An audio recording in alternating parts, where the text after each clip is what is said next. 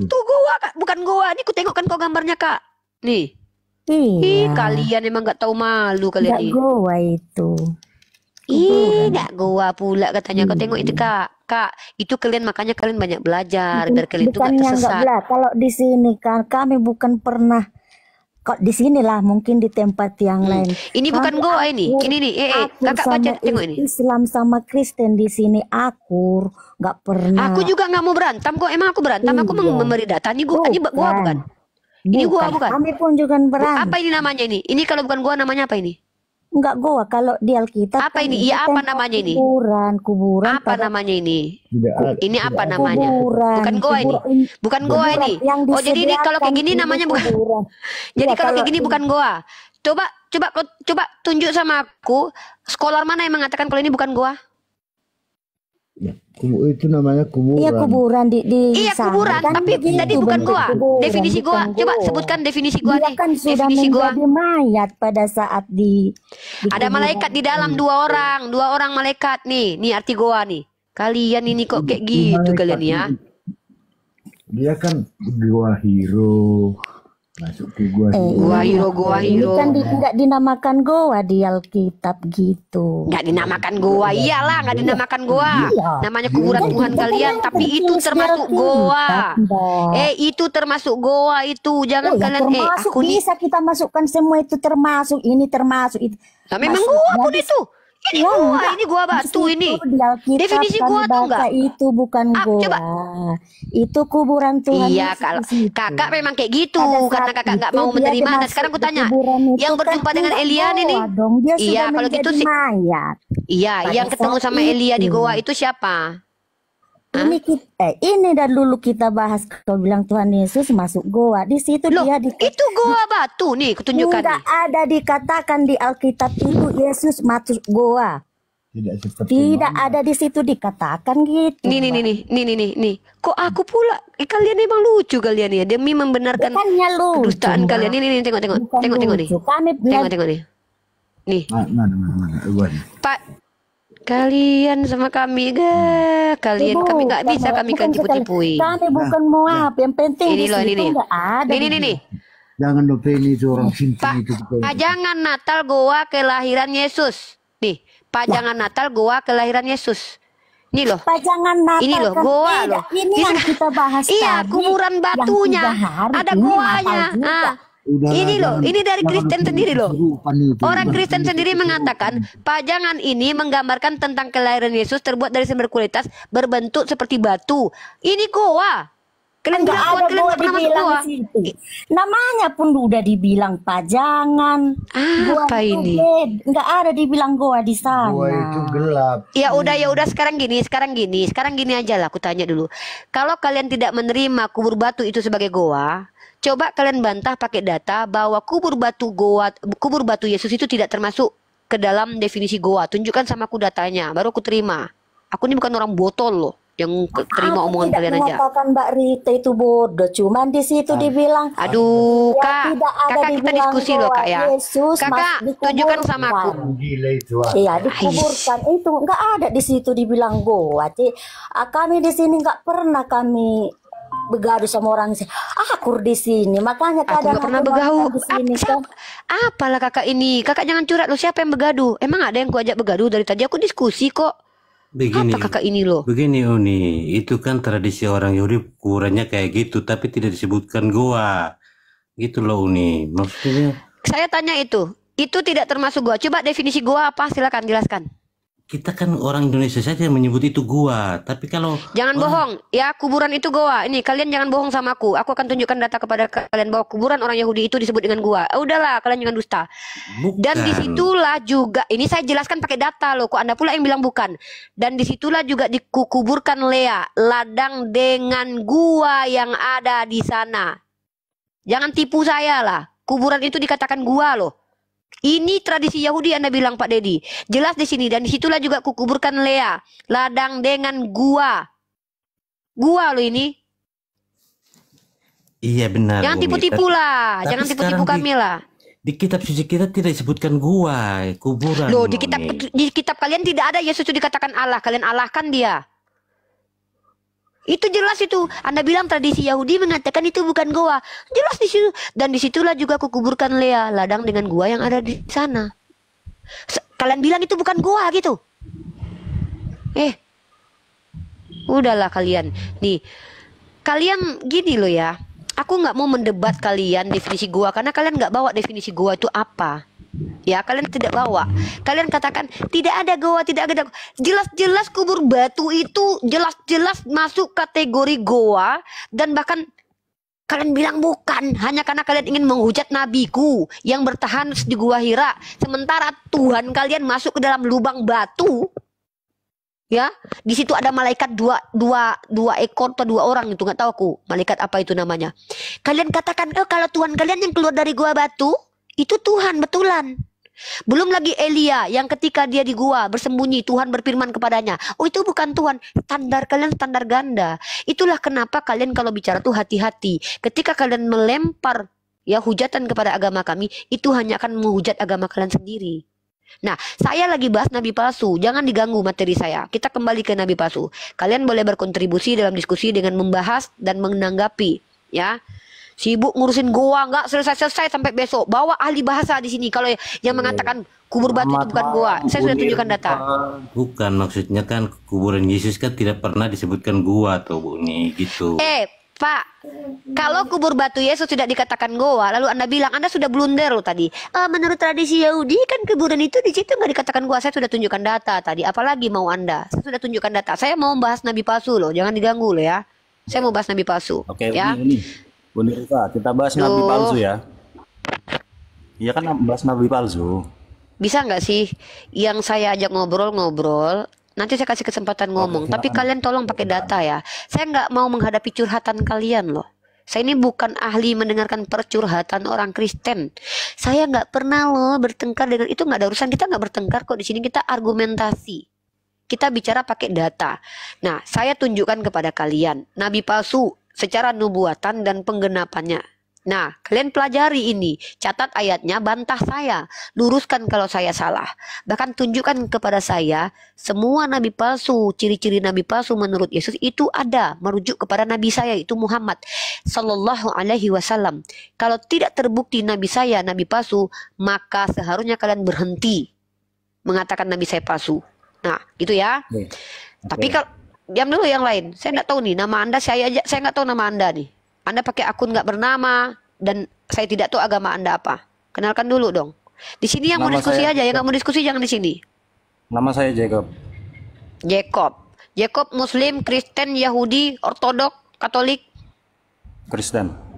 Oke, Kristen. Tema kita nabi palsu ya. Jangan lari kemana-mana. Saya mau selesaikan tema ini. Kak Lisbeth dan suami, jangan keluarkan perkataan yang nanti bisa menampar kalian. Tolong bahas tentang nabi palsu ini. Kalian punya ilmu, tolong bahas. Luruskan saya kalau saya salah. Hak kalian di sini. Dan buktikan kalau semua argumen saya itu salah. Dedi, Pak Dedi, Anda mau berkontribusi diskusi di sini juga? Pak Dedi? Ya. Halo Pak Dedi? Ya. Jangan curhat. Dan tunjukkan kepada saya kalau saya salah. Tunjukkan data-data kalau Anda mengklaim sesuatu. Pak Dani, halo Pak Dani, selamat malam, Muslim non-Muslim. Oke, saya turunkan ya. Ada di sini 3 orang teman kita Kristiani. Selamat datang di komal saya. Kalau kalian tidak bisa diskusi baik-baik dan mengganggu jalannya diskusi, saya akan turunkan kalian. Ya. Saya akan kasih kalian kesempatan untuk bicara. Siapa Pak Dani itu turun ya. Dan buat yang merasa moderator jangan naikkan dulu orang terlalu banyak. Terlalu banyak saya akan naikkan satu-satu nanti. Sampai pagi kita. Baik. Selanjut ada 3 poin yang sudah saya sampaikan tadi. Yang pertama dia nabi palsu itu adalah orang Farisi, munafik. Yang kedua cara dia menyesatkan dengan menjadi serigala berbulu domba. Dan dia mengajarkan agamanya ke seluruh negara, ke seluruh bangsa. Ya, itu ciri-cirinya. Dan bahkan dia mengaku sebagai Mesias, bahkan lebih tinggi daripada Mesias. Saya sudah tunjukkan 3 data tadi. Yang lanjut, dalam Matius pasal 24, nomor 23, apa kata Yesus? Pada waktu itu jika orang berkata kepadamu, lihat Mesias ada di sini, Mesias ada di sana, jangan kamu percaya. Sebab Mesias-Mesias palsu dan nabi-nabi palsu akan muncul dan mereka akan mengadakan tanda-tanda yang dahsyat dan mukjizat-mukjizat sehingga sekiranya mungkin mereka menyesatkan orang-orang pilihan. Jadi orang ini akan menyesatkan orang pilihan Yesus dan orang ini bermukjizat, ya. Jadi nabi palsu juga bermukjizat itu. Nah, kita baca. Maka lihat penggenapannya, saya menemukan penggenapannya. Paulus mengaku bertemu Yesus di padang gurun dan mengaku bertemu Yesus di bilik penjara. Lalu kita lihat dalam Ulangan 18:20.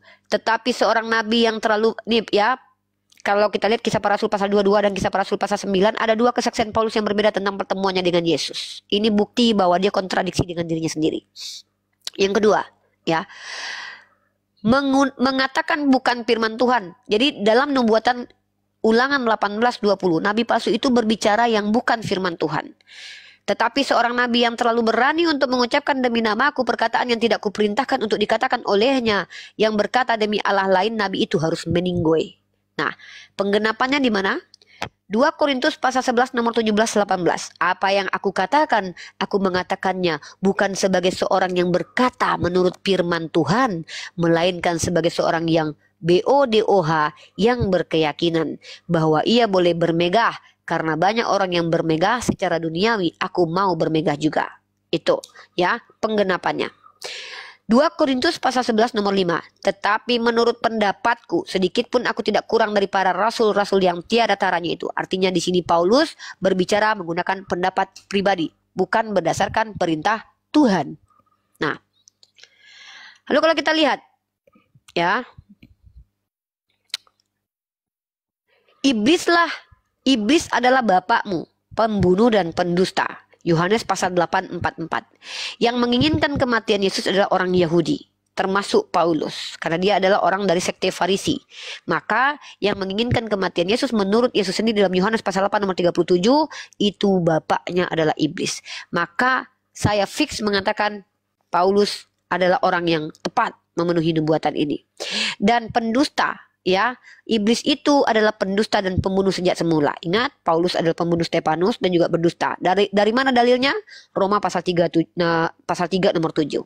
Tetapi jika kebenaran Allah oleh dustaku semakin melimpah bagi kemuliaannya, mengapa aku masih dihakimi lagi sebagai orang berdosa?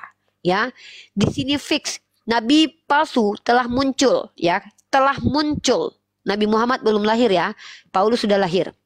Nabi palsu telah muncul. 1 Yohanes pasal 4 nomor 1. Saudara-saudaraku yang terkasih, janganlah percaya akan setiap roh, ya, yang datang kepada Paulus itu disuruh uji sama kalian. Ujilah roh-roh itu, apakah mereka berasal dari Allah, sebab banyak nabi-nabi palsu yang telah muncul dan pergi ke seluruh dunia. Nah, penggenapannya yang mengajarkan agama Kristen ke seluruh dunia itu siapa? Kita baca. Dalam Kisah Para Rasul pasal 16 nomor 6-12, mereka melintasi tanah Frigia, tanah Galatia, karena Roh Kudus mencegah mereka untuk memberitakan Injil di Asia, dan setibanya di Misia mereka mencoba masuk ke daerah Bitinia, tapi Roh Yesus tidak mengizinkan mereka. Setelah melintasi Misia mereka sampai di Troas, pada malam harinya tampaklah oleh Paulus, ingat, Paulus melihat penampakan nih, bahwa dia melihat orang Makedonia berdiri di situ dan berseru padanya, katanya, menyeberanglah kemari dan tolonglah kami. Setelah Paulus melihat penglihatan itu, segeralah kami mencari kesempatan untuk berangkat ke Makedonia. Karena dari penglihatan itu kami menarik kesimpulan. Dia yang menarik kesimpulan, karena dia mendapatkan penampakan katanya, untuk menyeberang mengajarkan ajarannya keluar dari Yerusalem. Keren sekali ini, sesuai dengan nubuatan Yesus. Nah, dan penggenapan seterusnya, Paulus menyebarkan Injil ke seluruh bangsa. Kisah Para Rasul pasal 26 nomor 19-20. Sebab itu ya Raja Agripa, kepada penglihatan yang dari sorga itu tidak pernah aku tidak taat. Tetapi mula-mula aku memberitakan kepada orang-orang Yahudi di Damsyik, di Yerusalem dan seluruh tanah Yudea, dan juga kepada bangsa-bangsa lain, bahwa mereka harus bertobat dan berbalik kepada Allah, serta melakukan pekerjaan-pekerjaan yang sesuai dengan pertobatan itu.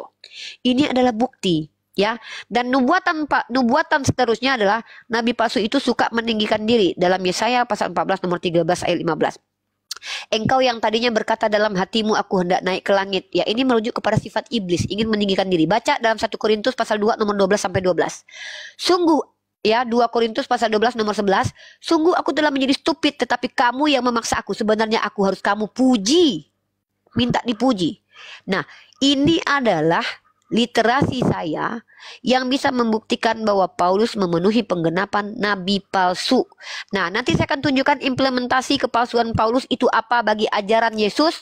Saya akan tunjukkan kepada kalian dengan judul ajaran Yesus versus ajaran Paulus itu bertabrakan. Siapa dulu yang mau menanggapi saya? Silakan. Saya mau orang Kristen yang naik ya, karena kalian berhak untuk. Peri Sawah, kau nggak bisa kau bicara, soalnya kau cerewet kali. Kalah aku sama kau cerewetnya. Silakan Jakob. Oke. Saya mau menjawab tentang wahyu yang datang kepada Muhammad itu wahyu yang datang dari iblis. Boleh? Silakan buktikan dan tunjukkan dalilnya. Oke, coba bacakan Sahih Bukhari 2, Uni. Brother, saya dari tadi tidak pernah minta tolong orang Kristen untuk menunjukkan data. Ini Anda yang membawa Bicarakan argumen saya, lalu minta tolong ke saya. Bicarakan Sorry, saya, brother, bermodal makanya kalau diskusi. Ini saya yang gini loh.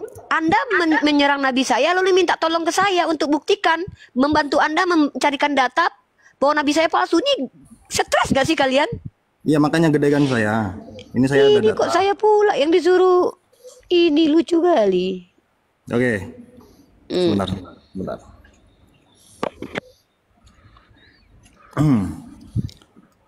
Tertulis di dalam Sahih Bukhari 2, Nabi Muhammad di sini dijelaskan mendapat wahyu itu dari lonceng. Dari lonceng. Coba bacakan. Jangan membawa sesuatu yang tidak ada. Bacakan. Dari lonceng. Maka Rasulullah Shallallahu Alaihi Wasallam menjawab, terkadang datang kepadaku seperti suara gemerincing lonceng. Seperti bukan dari lonceng ya. Perhatikan teman-teman, mereka ini suka memframing. Kadang datang kepadaku seperti suara gemerincing lonceng dan cara ini yang paling berat buatku. Lalu terhenti sehingga aku dapat mengerti apa yang disampaikan. Dan terkadang datang malaikat menyerupai seorang laki-laki lalu berbicara kepadaku, maka aku ikuti apa yang diucapkannya. Aisyah berkata, sungguh aku pernah melihat turunnya wahyu kepada beliau pada suatu hari yang sangat dingin, lalu terhenti dan aku lihat dahi beliau mengucurkan keringat. Nah, kita cari gemerincing lonceng di sini dijelaskan di Sahih Muslim. Bentar. Sahih Muslim berapa ya? Sebentar ya.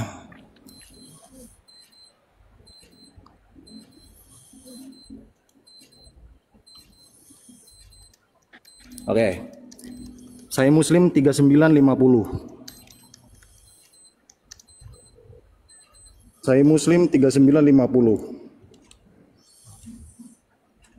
Dan telah menceritakan kepada kami Yahya bin Ayub dan Kutaibah dan Ibnu Hajar, ia berkata telah menceritakan kepada kami Ismail bla bla bla bla bla, bapaknya dari Abu Hurairah, bahwa Rasulullah Shallallahu Alaihi Wasallam bersabda, lonceng itu adalah seruling setan.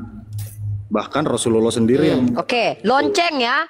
Lonceng itu seruling setan. Sementara di hadis yang sebelumnya Anda bawa, bukan lonceng yang datang, tetapi seperti suara lonceng. Tunjukkan wahyu, tunjukkan kepada saya narasi wahyu dari yang Anda duga iblis itu. Tunjukkan. Kalau saya bisa tunjukkan nih, ya. Coba tunjukkan ke saya apa perintah dari iblis itu. Coba. Kalau itu wahyu dari iblis, apa perintah yang di luar moralitas? Tunjukkan ke saya. Kalau saya bisa tunjukkan bahwa kitab kalian itu ajaran iblis, saya bisa tunjukkan. Silakan. Tunjukkan mana dia. Mana perintah iblis? Loh, kok turun? Ya.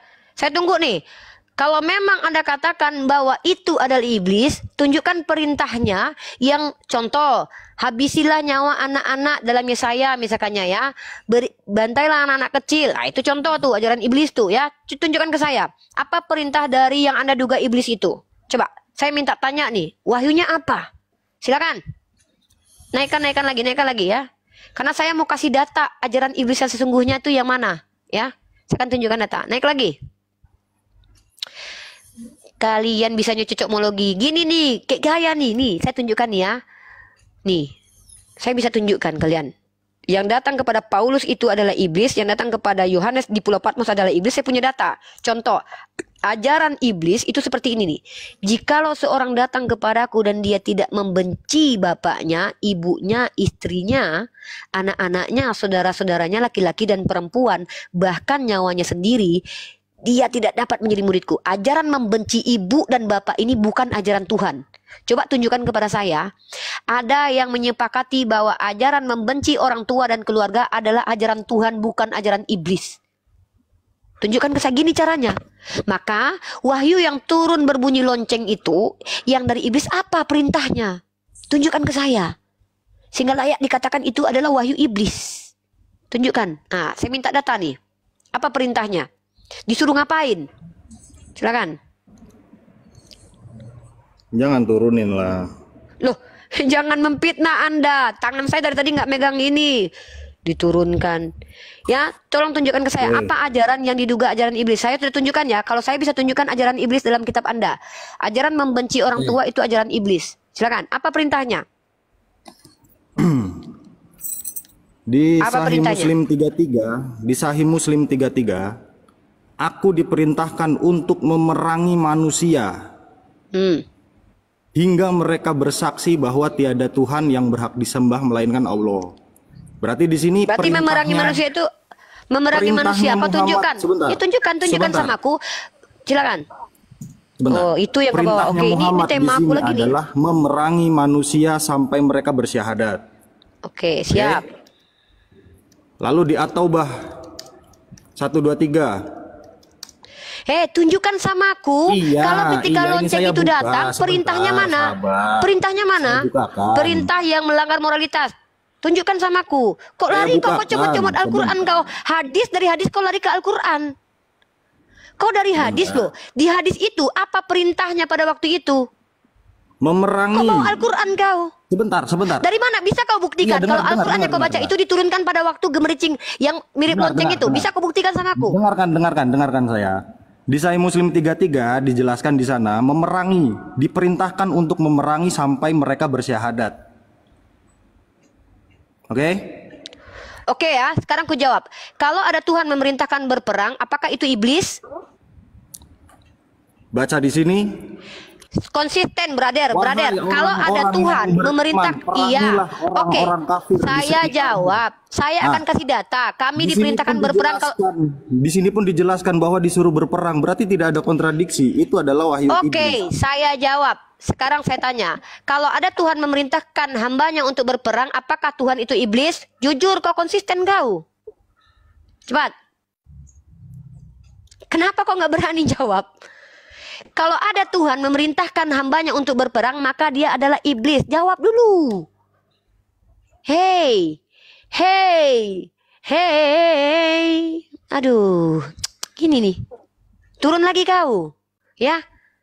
Ku tanya sama kau, kalau ada, kau ingat, kami diperintahkan berperang dalam Al-Quran, jangan kau tipu kami, karena kami belajar agama kami. Nih, kenapa diizinkan berperang? Nih, kau pikir Nabi Muhammad ketika dia langsung jadi Rasul memerangi? Enggak, penipu kau ya. Ini kutunjukkan kau datanya. Nanti, Assalamualaikum Bang Dio. Ya, waalaikumsalam Uni. Bang Dio nanti silakan jelaskan nanti tentang syubhat tadi. Saya kasih data dulu nih ya. Ini besok kita bahas tentang PERANG ya, perang dan juga perbudakan teman-teman. Saya akan komparasi dua agama, Kristen dan juga Islam. Ini kau menipu-nipu kami kau. Naikkan lagi moderator ya.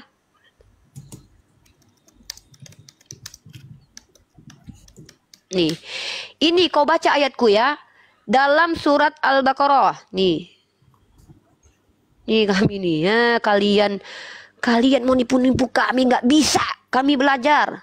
Ini kalian bilang ajaran iblis kayak gini nih. Berarti kalian bilang kalau Pak Jokowi itu juga iblis karena mengizinkan berperang.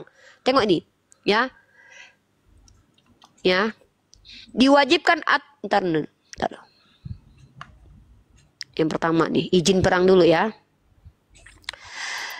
telah diizinkan berperang bagi orang-orang diperangi karena sesungguhnya mereka telah dianiaya. Artinya perang itu diizinkan. Diizinkan kalau seandainya kami teraniaya. Dalam surah Al-Hajj 30. Kau bilang ini ajaran iblis.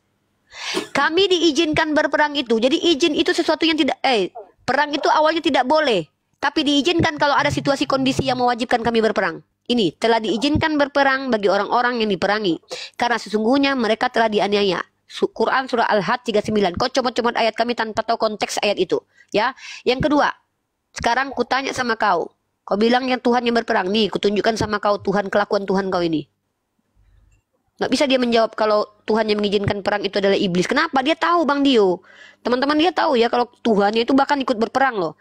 Yang nggak make sense itu Tuhan yang ikut perang nih, memerangi hamba-hambanya nih. Aku kasih kau data. Bang Dio kalau ada yang mau disampaikan silakan. Saya kasih data nih. Lanjut dulu nih, nanti aku bantai Nah, yang hadis tadi. Uni ya, dulu lagi. itu hadis ke kapasitas Bang Dio tuh. Kalian kelakuan Tuhan kalian perhatikan ini nih. Nih, kalian perhatikan ini, ya. Ini bahkan Tuhan kalian ikut berperang loh. Tuhan akan berperang untuk kamu dan kamu diam saja. Kalian bilang kalau yang memerangi itu adalah iblis, akui bahwa ini iblis. Akui dulu, ya. Kutanya dulu ya. Nah, naik kau lagi. Siapa namamu itu? Siapa namamu tadi? Siapa nama dia tadi? Lupa aku. Yakub katanya. Nggak ada dia di atas. Nggak ada kau. Minta dulu, minta naik. Minta naik dulu. Nggak ada, udah ku cari nih.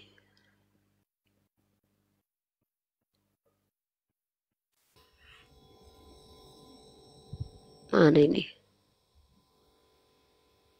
Nggak, Bang Dio, silakan Bang Dio, ya. Saya tunggu si Jakob itu. Nggak ada dia, nggak ada. Tuhan kalian bukan menyuruh perang lagi, ikut berperang Tuhan kalian, ngelawan manusia Tuhan kalian. Berarti kalian bilang itu iblis. Akuilah dulu. Kalau kalian akui Tuhan kalian iblis, ya aku nggak bisa bilang apa-apa. Berarti kalian bukan cuma nuduh nabiku. Kenapa? Abraham berperang, Musa berperang, Daud berperang. Ya udah kalian bilang itu iblis. Silakan Bang Dio.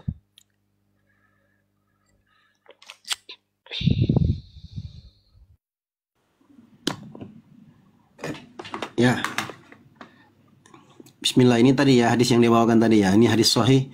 Betul, hadisnya sahih riwayat Bukhari, dalam riwayat Muslim juga ada. Umirtu an uqatilan nas hatta yashhadu an la ilaha illallah wa anna Muhammadar Rasulullah wa yuqimu sholata wa yu'tu zakata wa fa idza fa'alu dzalika asamu min dima'ahum wa amwaluhum illa bihaqqil Islam wa hisabuhum 'ala Allah. Ini adalah lanjutannya.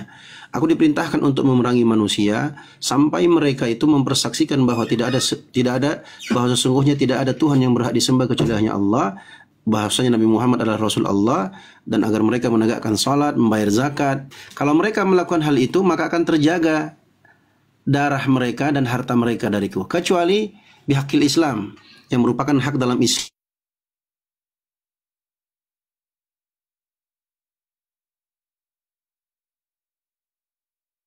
Mereka nanti berikan kepada Allah. Nah, siapa yang dimaksud yang diperangi ini teman-teman?